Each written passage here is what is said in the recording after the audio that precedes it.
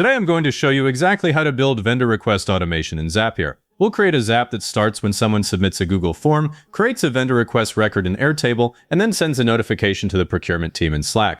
Open your browser and go to zapier.com. To sign into your Zapier account, your dashboard loads. In the upper left corner, click Create and select Zaps. The Zap editor opens and right away you're looking at the trigger setup. Click the trigger step.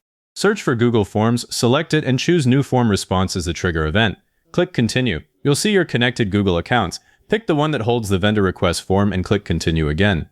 Now Zapier pulls up your forms. Select the vendor request form. Click Continue.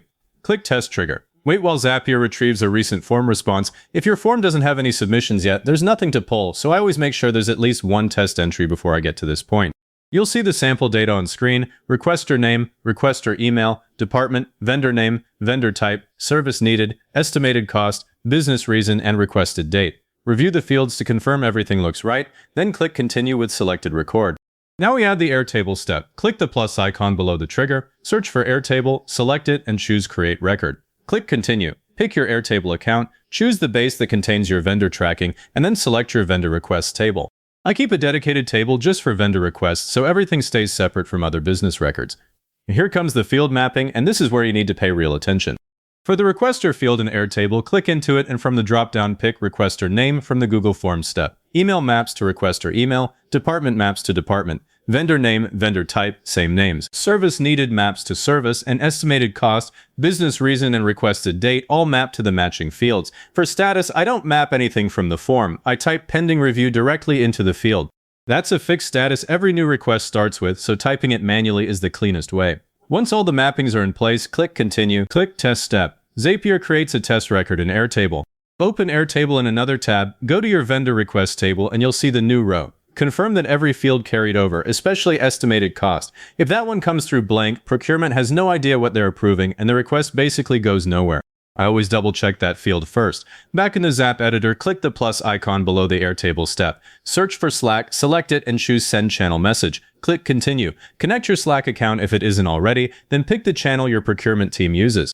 I'm going with #procurement. Now build the message. Click into the message text field. I start with new vendor request pending review, then a line break. Requester gets a map value from requester name. Next line, department from department, vendor from vendor name, service from service needed, and then estimated cost because the finance side of the team needs to see the cost right away. I also add business reason so there's context. Hit Continue.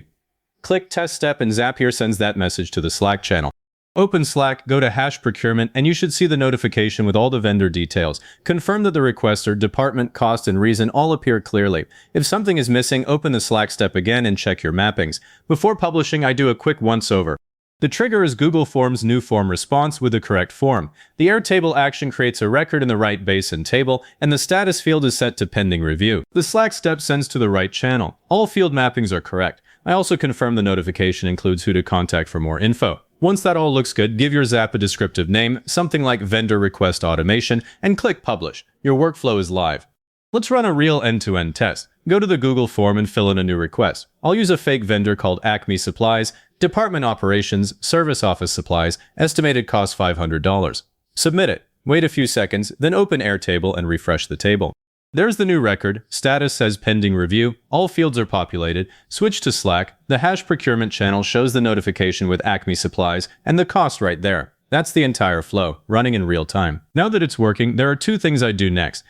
First, keep an eye on Zap history. In the Zapier dashboard, open your Zap and click Zap History. Every run shows up here. If a form submission fails to trigger the Zap, you'll see an error right in this list, so you can catch problems before anyone complains. Second, I'd add a filter so you only ping Slack for requests above a certain cost. Click the plus between the Airtable and Slack steps, choose Filter, and set it to only continue when estimated cost is greater than, say, $1,000. That way, high-value requests stand out and you don't flood the channel with every small order. If this walkthrough helped you get your vendor automation set up, hit like, subscribe, and leave a comment saying it was helpful. Comments are what push this to other people looking for the same thing.